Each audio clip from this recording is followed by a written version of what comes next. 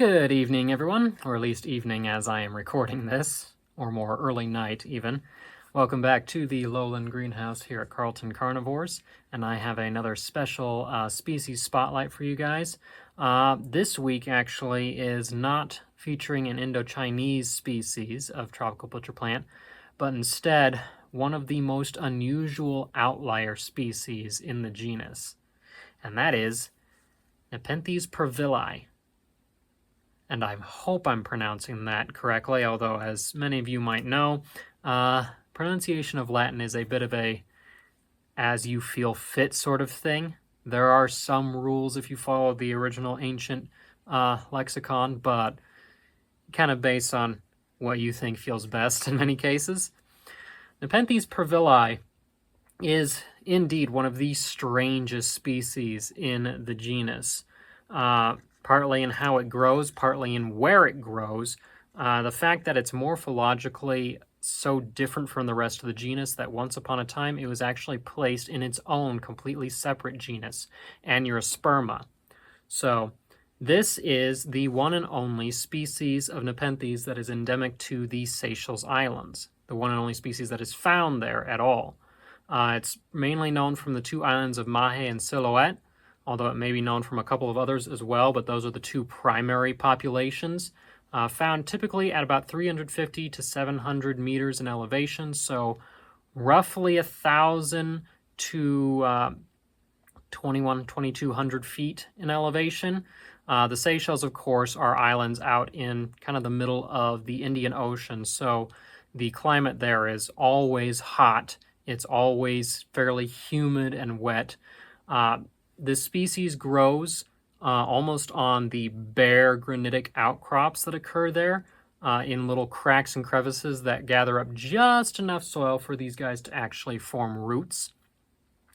And they are otherwise, seedlings may be shaded out by larger Nepenthes or shaded out by some surrounding vegetation, but otherwise, as these guys mature, they are completely exposed on those granite, those rock outcrops in full blazing tropical sunlight. So they are adapted to very, very tough conditions.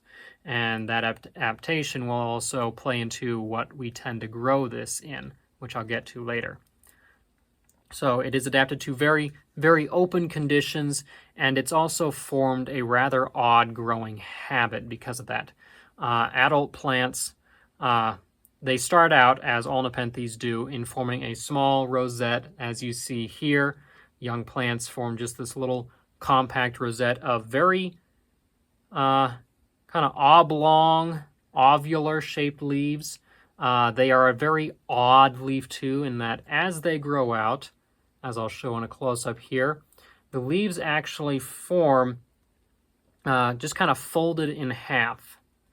Unlike the rest of the genus, where the leaves are actually kind of curled up, folded in towards the midrib, and then unfurl as they grow out, these guys are actually folded together, and then they just kind of open up, they fold apart when they mature. So it's a very different growth habit from every other species in the genus. The leaves on the lower rosettes form extremely long tendrils that lead down to these small little lower pitchers. And even the lowers are quite beautiful. This species is a little bit variable in lower pitcher shape. You may find some that have fairly squat, almost Madagascariensis or Indo-Chinese group looking pitchers with a kind of bulbous lower 2/3 cylindrical just above a hip. Others, like the one that I have here, and kind of more typically, form a very campanulata-like, almost hourglass type shape. So it's got a small, kind of slightly funnel-shaped or ovular lower third to half, and then a very pronounced hip, and where it narrows. And then above that, it's either cylindrical or slightly funnel-shaped again, up to the mouth, where it has a very simple, round peristome around the fairly round mouth, and then just a small amount of wings fringing kind of the top half of the pitcher as well. Coloration does vary in this species from fairly green with a slight reddish hue to kind of this deep, lovely, reddish, deep red to purple tone throughout the picture, and then kind of anything in between. As this species grows up, it starts to form a long climbing, or in this case, more scrambling vine as it grows out over the rocks. And that scrambling vine has a handful of leaves that spread out across it as it grows, and those leaves usually don't produce any sorts of pitchers. Instead, after the vine has started growing for a little while, the apical nodes in between those individual leaves activate and form another set of rosettes, so several rosettes that may pop up along the length of that vine. And those rosettes form upper pitchers off a relatively short tendril, so not like these long tendrils on the lower pitcher, but instead fairly short and just kind of come just off the end of the leaf. And then the upper pitchers, they may look a little like these lower pitchers on my plant, but a little more exaggerated. The bottom, usually half to 2/3, is an inflated, slightly bulbous funnel shape. And then above that, there is a distinctive hip, at which point the pitcher may either become much narrower and cylindrical on a very short period, or tall and cylindrical, or it may expand out again, so it's a double funnel shape on that pitcher. Since my plant is not old enough to show this, I can't show you those really cool uppers just yet, but hopefully I'll be able to share that in the future if you guys follow me along. But those pitchers are some of the weirdest and most distinct. So they'll form around that new aerial rosette in clusters, and they're usually much brighter colored than the lower pitchers. So these brilliant chartreuse greens or yellows. Some variations will kind of age to orangey or reddish over time, but they'll start out those really bright colorations usually. And then off of those rosettes, the cycle will start again with those long pitcherless vines and then new rosettes off of that. So as this plant ages, it forms this spiderweb network of crisscrossing vines, something that's really not seen in most other Nepenthes species that just form one or two main shoots that grow up, flower, produce a basal, and then die off eventually. These guys, they just keep spiderwebbing as they grow. And then when they flower, they also form kind of a different structure. Initially, the flowers are relatively similar to other species of Nepenthes, where they're kind of greenish tepals, or greenish brown little tepals surrounding either the anther or a small ovary that's sticking out. The ovaries, when they start developing after they've been pollinated though, most other species of Nepenthes, they'll form kind of an elongate, semi-ovular shape where it's fattest in the middle and then narrows at either the ends.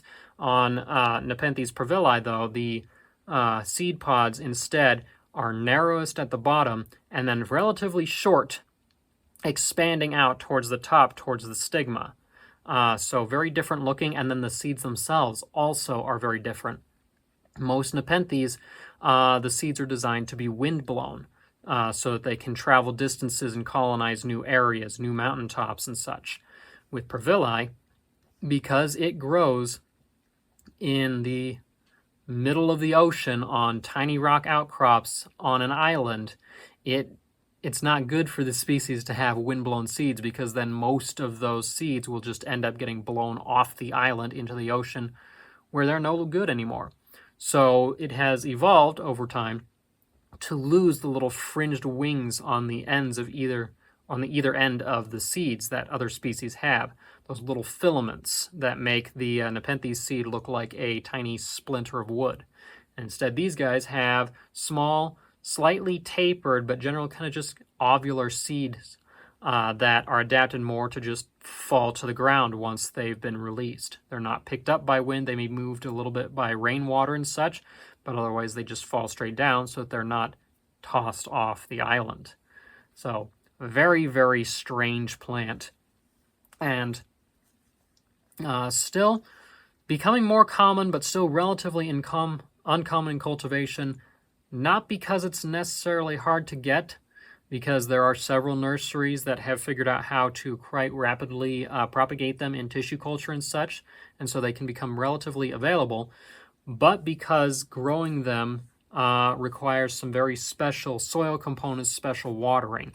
These guys do not tolerate the standard 1-to-1-to-1 sphagnum, perlite, cocoa chip mix that I use for most of my other Nepenthes. Instead, what I have in this pot here, you can see, very granulated. This is akadama. It's a hard-fired clay. So this species grows best in a very neutral, mineral-based soil that drains really quickly and dries out pretty well. It doesn't like to be wet. It likes to be just moist. So I only water this thing just to the point where this akadama starts looking moist and is slightly damp to the touch. And then that is allowed to dry for a couple of days before I add more water. That allows the roots to expand out and this plant to stay dry as it needs to be. It needs warm conditions and moderately humid and very, very bright light. Again, these guys are growing in full sun on exposed tropical, basically little hilltops. So they need as strong a light as you can give them. If you do see them burning, that means just pull them away a little bit and allow them to acclimate to that brighter condition, but eventually they will want to be under as bright a light as you can provide or under full sun in a window somewhere. And temperatures of above 75 degrees Fahrenheit all the time and reaching possibly up to 90-95 degrees Fahrenheit during the day. So the soil is probably the most difficult thing to get just right, and these guys really don't like disturbance. I just repotted this guy into a bigger, much more mineral soil recently, so he's going to end up stalling for probably a couple of months now. I'm hoping it won't stall too much since I didn't disturb most of the roots and I just took the ball and put it in, but they will slow down when that happens. But if you can get the soil mix that they prefer and you can keep the conditions warm and very, very bright, then otherwise it's relatively straightforward. Don't overwater, and then as the plant grows, hopefully you'll see it start to produce the vining stems and then the aerial rosettes. And as proof that despite how weird it is still related to the rest of the genus, this species does hybridize with other Nepenthes as well. There's a few out there. It's crossed with, I believe, Casiana, Ventricosa, and one or two others have been done so far. So you can make some interesting crosses if you're lucky enough to get this thing to flower.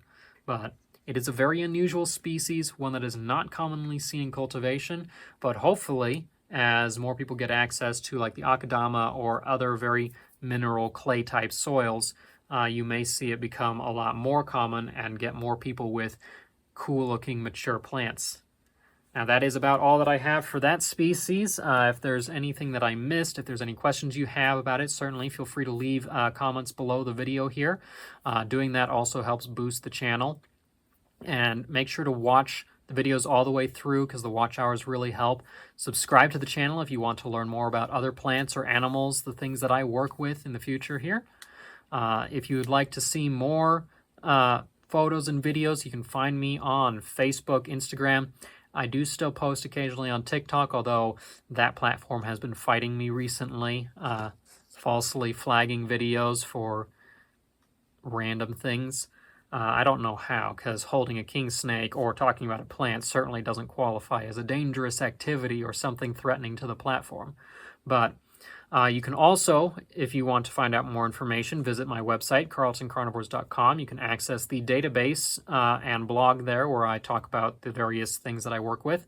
If you'd like to help support production of videos like this and the other endeavors that I'm doing, consider buying plants from the shop there. I also have resin gem jewelry and other merchandise that's listed up there. You can also join as a Patreon member, and members there do get special benefits back, such as early access to the videos. I do monthly contests for seeds that are generally either not available in my shop or that I have priced fairly high, so you can get them at basically a discount for joining there. You can also do one-time donations at coffee, and all the links for these will be in the video description below. But until next time, I'm Hawken Carlton, and this is Carlton Carnivores.